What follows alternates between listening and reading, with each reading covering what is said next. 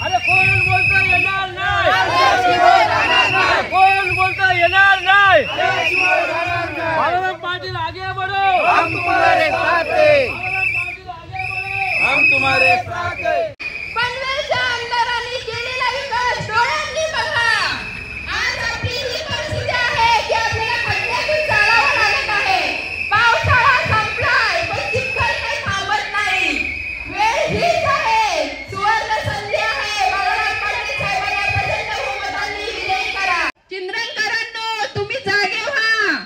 येता ह्या निवडणुकीत आमदार बाळाराम पाटील साहेबांना बहुमतांनी विजयी करा। 7 नंबरला शिटी या चिन्हावर बटन दाबून त्यांना बहुमतांनी विजयी करा। जर असे कराल तरच या खड्ड्यातून मुक्ती मिळेल, नाहीतर पुन्हा खड्ड्यात राहाल। मध्ये मला एवढी मतं पाहिजेत, काय रेट आहे तो देणार, एवढंच त्याचं काम चालतंय। कारण त्याला आता कॉन्फिडन्स काय आहे, खारघरमध्ये एक सोसायटी 1,000 घरांची आहे, त्यामुळे एका याच्यात 10-12 हजार मतं मिळतात। त्याच्यामुळे त्याचं लक्ष आता ग्रामीण भागावरती राहिलं नाही। म्हणून ते घर ऍक्च्युअली बीजेपी वाल्याचं होतं, पण बाळाराम पाटलांनी तो विचार केला नाही। तो माझा प्रकल्पग्रस्त आहे, आज बीजेपी वाल्याचा तर घडतो ना, तो उद्या आपल्या सगळ्या पक्षातून घडतो। म्हणून तो कधीच राजकारण बाळाराम पाटील करत असताना समोरचं कधीच बघत नाही। तो प्रकल्पग्रस्त आहे, त्याला न्याय भेटला पाहिजे। माझा शेतकरी आहे, त्याला न्याय भेटला पाहिजे। एअरपोर्ट हा 40 वर्षापूर्वी सिडकोनी प्लॅन केलेला होता, तो आता पूर्णत्वास होतो। त्याच्यात प्रशांत ठाकूरचा मला वाटतं जन्म पण होता की नाही मला माहिती नाही। त्यांनी दाखवलाय न्हावा शिवडी लिंक जो ब्रिज झाला आता तो अटल सेतूचा फोटो दाखवलाय। त्याची प्लॅनिंग 30 वर्षापूर्वी सिडकोनी केलेली आहे। त्यांनी दाखवलाय मेट्रो ट्रेन, जी मेट्रो ट्रेनची प्लॅनिंग सुद्धा 25 वर्ष जुनी सिडकोनीच केलेली आहे। त्यांनी दाखवलाय खारघर मधला तो उत्सव चौक, सगळ्या प्लॅनिंग याच्यामध्ये एक पैशाचा त्याचं योगदान नाही। तो शेतकरी आणि प्रकल्पग्रस्तांसाठी त्याही कुठल्याही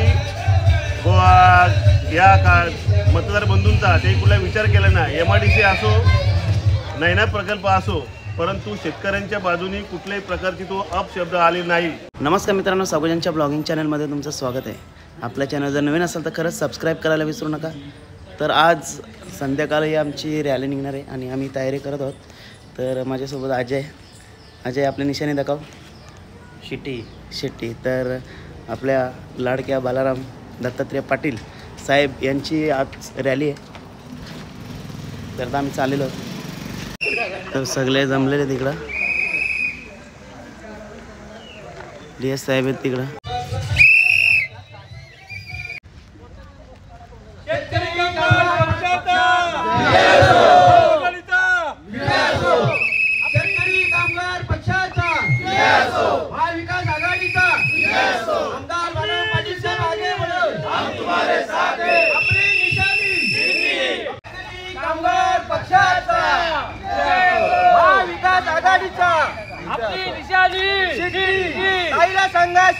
महिला संघा शिट्टी पत्रक घे उद्घाटन करा। आणि आमच्या आजच्या चिंद्र गावातील रॅलीचा आम्ही पत्रक देऊन उद्घाटन करत आहे।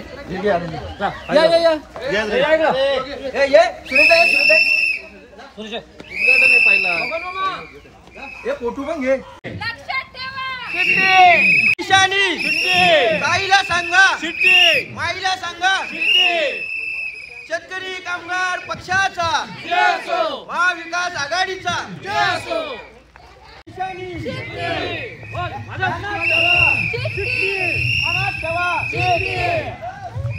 अरे कोण बोलता येणार नाही, कोण बोलता येणार नाही।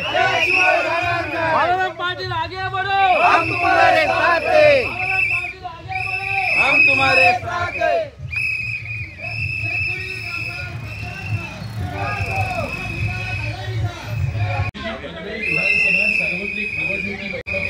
बाबा निशाणी शिट्टी आहे, मशीनवरती 7 नंबरला आपली 7 नंबरला शिट्टी निशाणी आहे।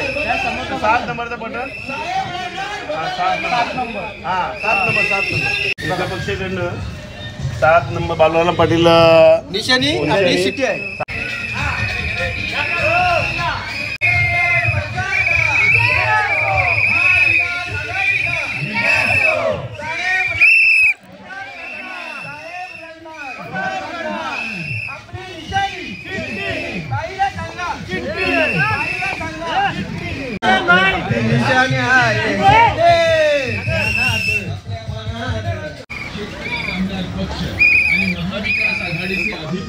आपली निशाणी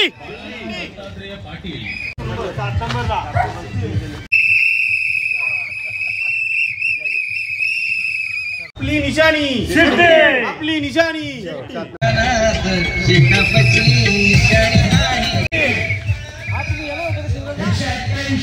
विधानसभा सार्वत्रिक निवडणूक 2024 शेतकरी कामगार पक्ष व महाविकास आघाडीचे अधिकृत उमेदवार बाळाराम दत्तात्रय पाटील अनुक्रमांक 7 शेट्टी या बटना समोरील बटन दाबून प्रचंड बहुमताने त्यांना विजयी करा.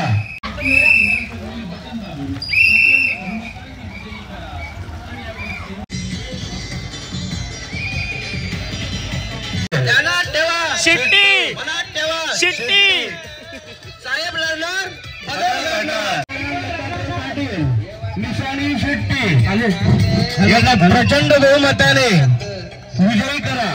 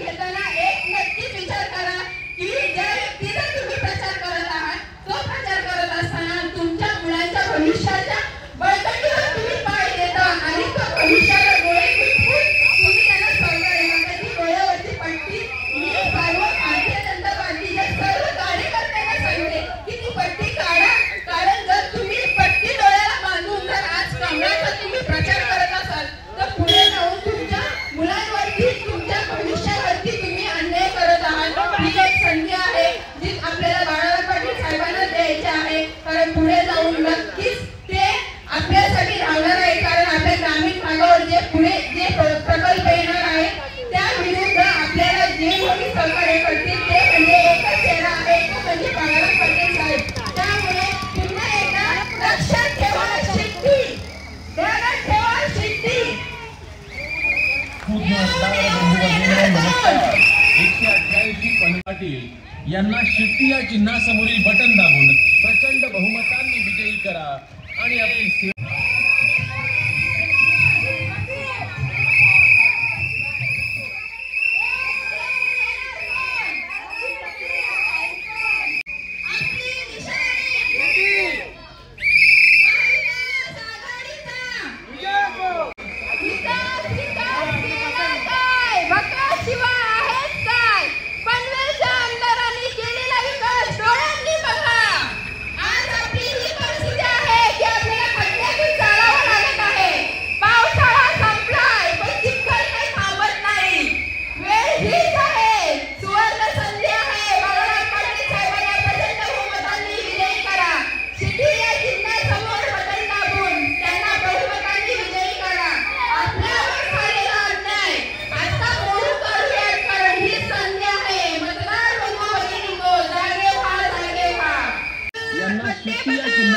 बटन दाबून प्रचंड बहुमतांनी विजयी करा आणि आपली सेवा करण्याची संधी द्या. विजयी करा. क्रमांक आहे 7. मतदान बघू शकता बुधवार तुम्ही. दिनांक 20 आम्हाला नोव्हेंबर गावातून 2024. प्रचार सुद्धा करता येत नाही, एवढे खड्डे झालेत गावात. हा प्रचार, हा विकास केलाय का तुम्ही? दिसतोय ना डोळ्यांनी. चिंद्रनकरांनो, तुम्ही जागे व्हा. येता ह्या निवडणुकीत आमदार बाळाराम पाटील साहेबांना बहुमतांनी विजयी करा. 7 नंबरला शिटी या चिन्हावर बटन दाबून त्यांना बहुमतांनी विजयी करा. जर असे कराल तरच या खड्ड्यातून मुक्ती मिळेल, नाहीतर पुन्हा खड्ड्यात राहाल.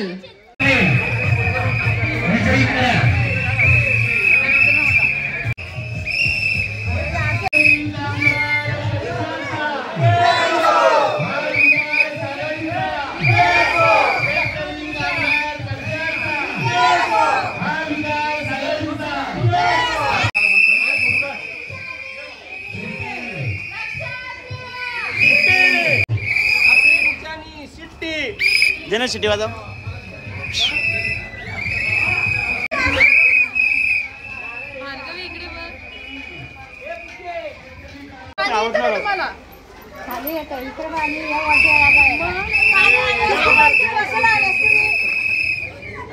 एवढं हाल आहे तुमच्या पाण्याचं, मग तुम्ही काय कराल? कशामुळे आले? पाण्यामुळे आले. पाणी कशामुळे आहे? मला आपल्या आमदारांनी नीट कामं केली नाही म्हणून. बरोबर आहे ना? म्हणून आता बदल घडवा. 15 वर्ष झाली. आता बदल घडवून बघा 15 वर्षांनी, मग पाणी येईल, सगळ्या सुविधा भेटतील. शिट्टी अनुक्रमांक आहे 7. आपली निशाणी, आपली निशाणी, लक्षात ठेवा, ध्यानात ठेवा, जागे व्हा, जागे व्हा. लाडक्या बहिणींनो, जागे व्हा. जरी तुम्हाला 1500 रुपये दिले असतील तर तुम्ही 1500चं सुद्धा राजकारण झालेलं आहे. जो शब्द दिला होता खासदारकीमध्ये, त्यांचा खूप मोठा पराजय झाला. त्यामुळेच काही योजना निघाली. मग त्याच्या आधी हे सत्तेत होते तेव्हा का नाही योजना निघाली? सर्व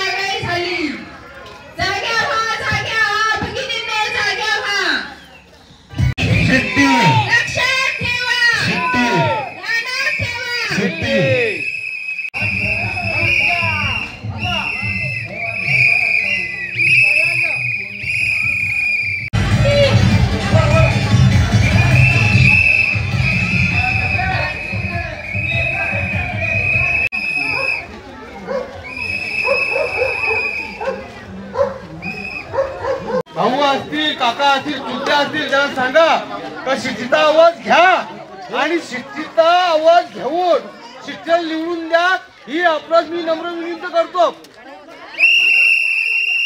यावेळी बाळाराम पाटील आमदार होणार आणि नक्कीच होणार आणि त्यासाठीच आपण प्रयत्न करतोय आणि आपला प्रयत्नाला यश मिळणार आणि बाळाराम पाटील आमदार होणार. सर्व मतदार बंधूंना, पनवेल तालुक्यातील सर्व मतदार बंधूंना विनंती आहे की आपण श्री बाळाराम पाटील यांची 7 नंबरची निशाणीच्या समोरील शिट्टीच्या 7 नंबरची जी निशाणी तो बटन दाबून त्यांना विजय करा. तसेच या तालुक्याच्या आमदार जवळजवळ 10 वर्षे 2 टर्म तो आमदार आहे, 2 टर्म तो आमदार आहे, परंतु 3 वेळा आमदार झाला, परंतु शेतकरी आणि प्रकल्पग्रस्तांसाठी त्याही कुठल्याही या मतदार बंधूंचा त्याही कुठला विचार केला नाही. MIDC असो, नैना प्रकल्प असो, परंतु शेतकऱ्यांच्या बाजूनी कुठल्याही प्रकारची तो अपशब्द आले नाही. जे तरी आता हीच संधी आहे, या जर काय आमदाराला घालवायचे असेल, या आमदाराला जर घालवायचे असेल तर बाळाराम पाटील यांना प्रचंड मताने निवड करावी अशी सर्व मतदार बंधूंना विनंती आहे. बाळाराम पाटलांची 7 नंबर जी शिट्टी निशाणी आहे, ही 7 नंबरला ती दाबून त्यांना प्रचंड बहुमताने विजय करा. शेतकरी कामगार पक्षाचा विजय असो. आज आपण इथे सर्वजण बाळाराम पाटील साहेब हे आमदारकीसाठी उभे आहेत आणि त्यांच्या प्रचारासाठी सर्वजण जमलेलो आहोत. आजपर्यंत 15 वर्ष तुम्ही सगळ्यांनी बघितलेलं आहे की विरोधी पक्षनेत्यांनी कशा प्रकारे आपली फसवणूक केलेली आहे किंवा कशा प्रकारे खेडेगावांकडे दुर्लक्ष केलेलं आहे. जसं पूर्वी म्हटलं होतं की खेड्यांकडे चला, आज तीच परिस्थिती निर्माण झाली की आपल्याला त्या गोष्टीकडे लक्ष देणं गरजेचं आहे आणि खेडेगावातले जे प्रश्न आहेत, जे फक्त निवडणुकीदरम्यान बोललं जातं पण जे पूर्ण केले जात नाही. काही बाळाराम पाटील साहेब यांच्या प्रचार दौऱ्यासाठी आज आपण संपूर्ण चिंदरणमध्ये हा आपला जी काही निशाणी आहे 7 नंबर बटनावर बटन दाबून शिट्टी या निशाणीला भरघोस मतांनी विजय करायचे आहे. आज आपण चिंदरणचं बघितलं तर हा आपला एक वारस हक्क आहे चिंदरणचा की शेतकरी कामगार पक्षाचा लाल रोटा हा कंटिन्यू भडकलेला आहे. मग त्याच्यासाठी जे त्यांचे ज्येष्ठ कार्यकर्ते व तरुण मंडळी हे चांगले काम करत आहे. तसेच इथं आपले सभापती सुद्धा देशेकर हे झालेले आहेत आणि हे सगळे तुमच्या आमच्या सहकार्याने झालेले आहेत. असंच आपण चांगलं सहकार्य भाई बाळाराम पाटलांना आमदार बनवायचं आहे. पण आमदार का बनवायचं आहे? कारण आज विचार करा, आपली लाख मोलाची जमीन जी आहे ती नैना प्रकल्प इथं येऊ पाहते आणि या नैना प्रकल्पाला आपली जमीन असून सुद्धा त्यांना का द्यायची? विरोधवाले भाजपावाले त्याला सपोर्ट करत आहे.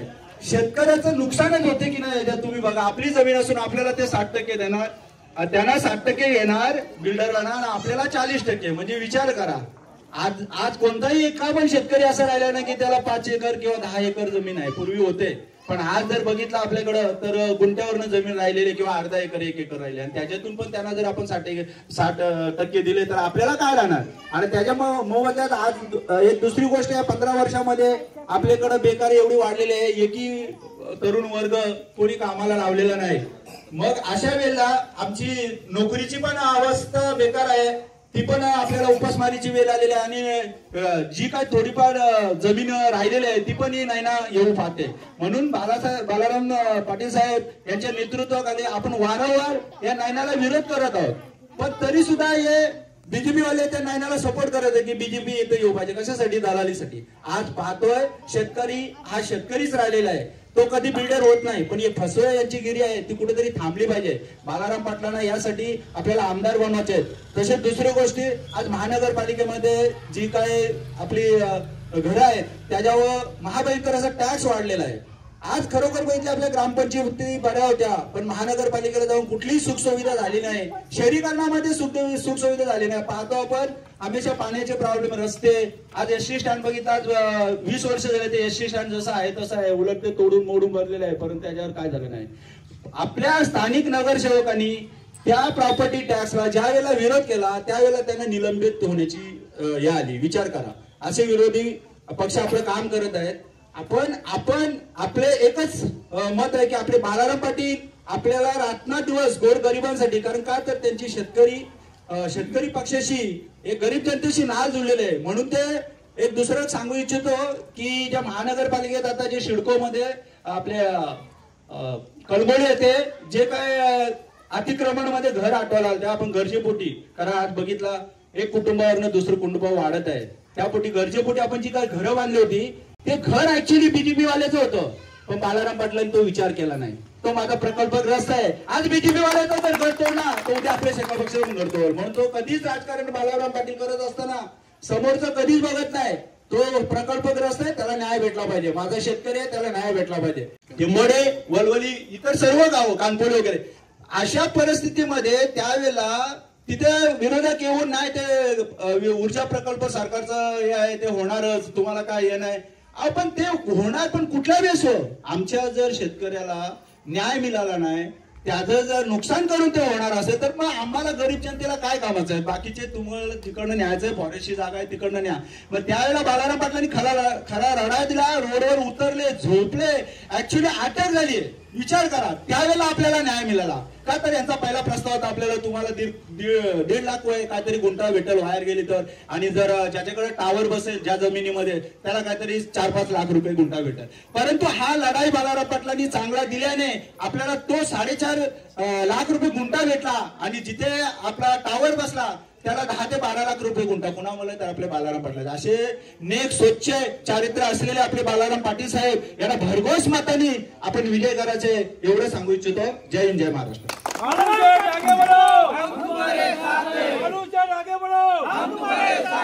येत्या 20 तारखेला जी महाराष्ट्राची विधानसभेची निवडणूक होते, अत्यंत महत्वाची निवडणूक आहे, आणि त्या निवडणुकीला महाविकास आघाडीचे लोकप्रिय उमेदवार शेतकरी कामगार पक्षाचे भाई बाळाराम दत्तात्रय पाटील यांची निशाणी 7 नंबरवरती शिट्टी आहे.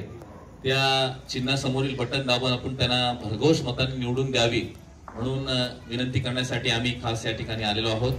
आज आपला उत्साह पाहता चिंद्रनगाव एकेकाळी शेका पक्षाचा खूप मोठा बालेकिल्ला होता. आज पुन्हा एकदा त्याची प्रचिती येते की परत एकदा चिंद्रन पूर्ववत होत आहे, आणि ह्या निवडणुकीमध्ये त्याचा प्रत्यय या सर्वच विरोधी पक्षांना आणि आपल्या स्वतःच्या पक्षाला येईल की खरोखर चिंद्रन पुन्हा एकदा शेतकरी कामगार पक्षाचा बालेकिल्ला होतोय.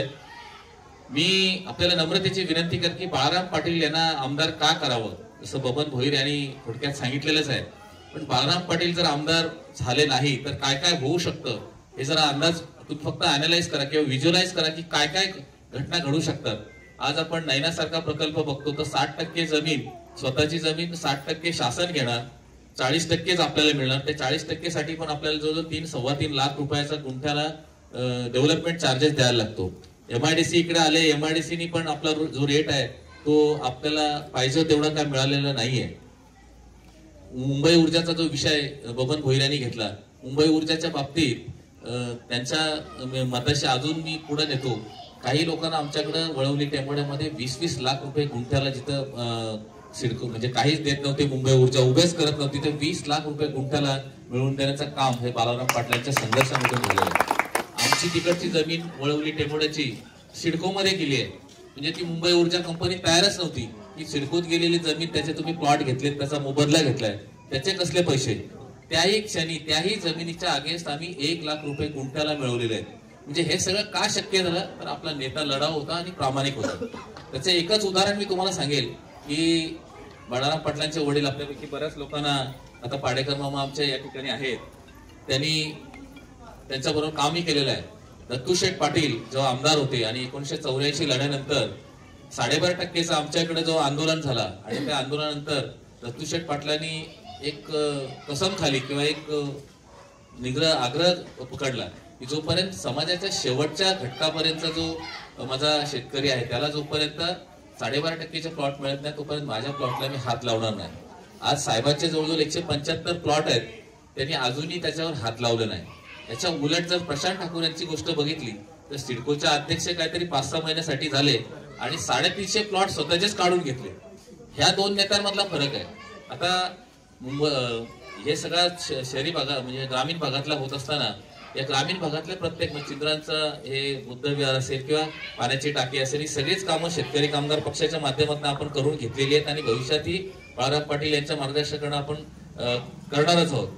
पण तू शहरी भागात आता कसं होतंय, बीजेपी वाले किंवा हे विरोधी हे लोक आपल्याला सांगतात की बाळाराम पाटलांची निशाणी बरोबर नाही, त्यांना हे पाहिजे होतं ते पाहिजे होता.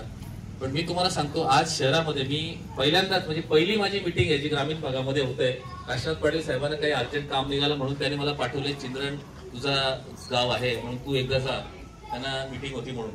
मी शहरी भागात काम करतो, आम्ही डोर टू डोर जेव्हा प्रचार करतो शहरी भागात इतका आक्रोश आहे. नवीन पनवेल सारख्या ठिकाणी 4-4 नगरसेवक एका वार्डात आहेत, तिथं 8 दिवसात पाणी येतोय. प्रॉपर्टी टॅक्स जिथं 400 रुपये होता एका वर्षाला तिथं आज 5,500-6 हजार रुपये येतोय. त्यामुळे लोकांमध्ये प्रचंड आक्रोश आहे. म्हणजे लोक सांगतात की आम्ही पैसे पण घेऊ पण मत मात्र बाळाराम पाटलांनाच देऊ, अशी परिस्थिती शहरात आहे. ही अशी परिस्थिती असताना बाळाराम पाटील आपल्याला माहिती आहे सगळ्यांना ऍक्सेसेबल आहे.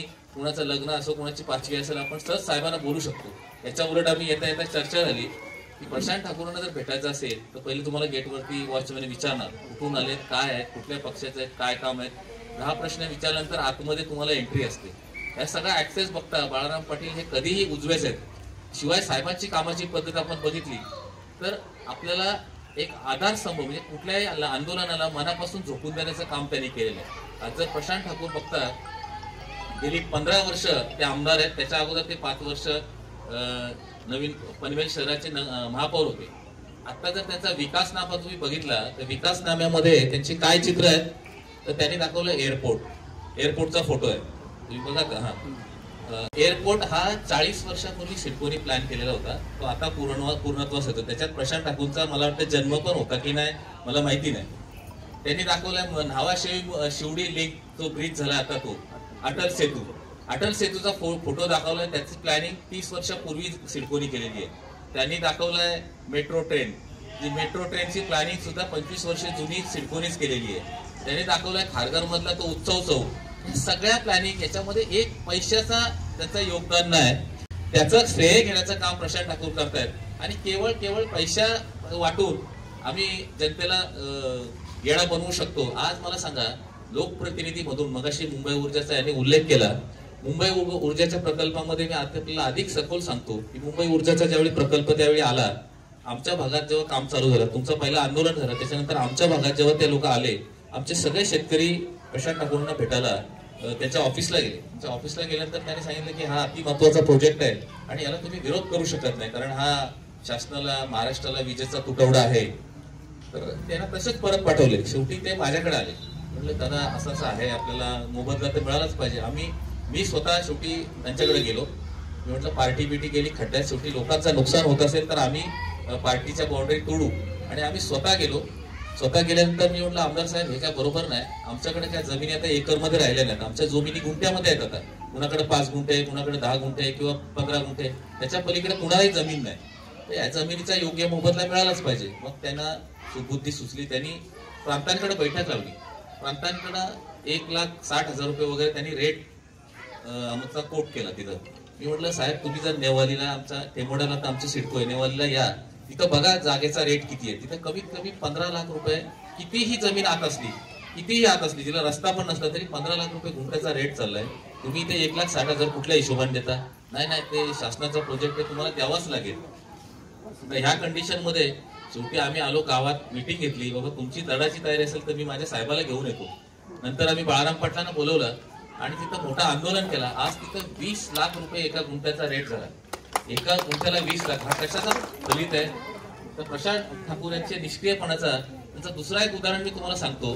आमच्या शेतकऱ्यांनी जेव्हा सर्वपक्षीय बैठक लावली त्याचा पहिला आमंत्रण प्रशांत ठाकूरांना होता. पहिल्यांदा त्यांनी सांगितलं की माझं तुम्ही वेळ घेत नाही, प्रकाश मात्र तिथं लीड करतो म्हणे, तो बाळाराम पाटलांचा माणूस आहे आणि मग तो बाळाराम पाटलांना विचारून मिटिंग ठरवतो. तर मी त्यांना पहिले गाठले इथं देवीच्या पडाला. मला वाटतं तुमच्या गावातच कुणाचा तरी लग्न होता, तिथं प्रशांत ठाकूर आलेले. आम्ही देवीच्या पडाला त्यांना भेटलो, साहेब तुमची वेळ द्या. आणि त्यांनी वेळ दिली. त्यांची डायरी सोबत होती, त्यांचा PA होता. त्यांनी वेळ दिली आम्हाला रविवारची 12 वाजताची. त्यांनी सांगितलं 11 वाजता माझा ही मिटिंग आहे, 3 वाजता ही आहे, तुम्ही 12चं टायमिंग घ्या. आणि त्यांच्या सवडीनुसार त्यांच्या टायमिंग दिल्यानुसार आम्ही मिटिंग लावली कोलवाडी हायस्कूलला. आणि यांना फोन केला. 12:15 वाजता सगळे लोक जमले, बबन दादा होते, बाकी सगळ्याच पक्षाचे लोक होते. आम्ही यांना फोन केला तर आम्हाला समोर उत्तर आला की साहेब नागपूरला आहेत. म्हणजे त्यांच्याच कार्यकर्त्याला आम्ही सांगितलं साहेब नागपूरला आहेत. शेवटी आता आम्ही पण 20-25 वर्ष राजकारण करतो, आम्हाला पण माहिती असतं काय चाललंय. आम्ही दुसऱ्या सोर्सेसनी माहिती मिळवली तर साहेब ऑफिसमध्येच होते. आम्ही आमच्या कमिटीचे 10 लोक डायरेक्ट यांच्या ऑफिसमध्ये घुसलो की साहेब तुम्ही एवढं खोटं का बोलता? तुम्ही जर पनवेलमध्येच होता ठीक आहे, तुम्हाला वेळ नसेल मिळाला तर गोष्ट समजू शकतो, पण तुम्ही इथं पनवेलमध्ये असून नागपूरला आहेत कशासाठी सांगितलं? म्हणजे असा खोटारडा माणूस आहे, प्रचंड भ्रष्टाचार आणि फक्त कॉन्ट्रॅक्टसाठी. म्हणजे आता महापालिकेचे विषय इकडे सांगण्याचा काय रस नाही, पण ग्रामीण भागाचा पण त्यांचं काय लक्ष आहे? आता अजिबात ग्रामीण भागाकडे लक्ष नाही. तुम्हाला अनुभव आला असेल, जे लोक बीजेपी मध्ये काम करतायत सध्या त्यांना गाडीची किंमत नाही, फक्त तो तसे तुकडे फेकतो, जसे पैसे फेकतो. चिंदगडमध्ये मला एवढी मतं पाहिजेत, काय रेट आहे तो देणार, एवढंच त्याचं काम चालतंय. कारण त्याला आता कॉन्फिडन्स काय आहे, खारघरमध्ये एक सोसायटी 1,000 घरांची आहे, त्यामुळे एका याच्यात 10-12 हजार मतं मिळतात. त्याच्यामुळे त्याचं लक्ष आता ग्रामीण भागावरती राहिलं नाही. म्हणून ही आपल्या ग्रामीण भागाची ही अस्तित्वाची लढाई आहे आणि म्हणून बाळाराम पाटील जिंकले पाहिजेत. बाळाराम पाटील जिंकले पाहिजेत कारण आपल्या अस्तित्वाला धोका निर्माण झालेलाच आहे. कारण आता 60% जमीन जर आपली जात असेल तर या 60% जमिनीवरती बाहेरचेच लोक येणार आहेत. आपला अस्तित्व 40% मध्ये आपण आपल्याला प्लॉट आपले घेताना 3-3 लाख रुपये आपल्याकडे नाही आहेत, म्हणजे आपण परत त्यातनं पण आपण विकणार आहोत. तर या सगळ्या गोष्टी बघता बाळाराम पाटील यांना अतिशय पोषक वातावरण आहे. म्हणजे आता विरोधक प्रचार करतात बाळाराम पाटलांचा काय आता 7व्या नंबरला आहे, पण आमचा 7वा आहे, तो आयुष्यभर 7 देणारा माणूस आहे. 7 नंबर आहे, तुमच्यासारखा 2 नंबरी माणूस नाही.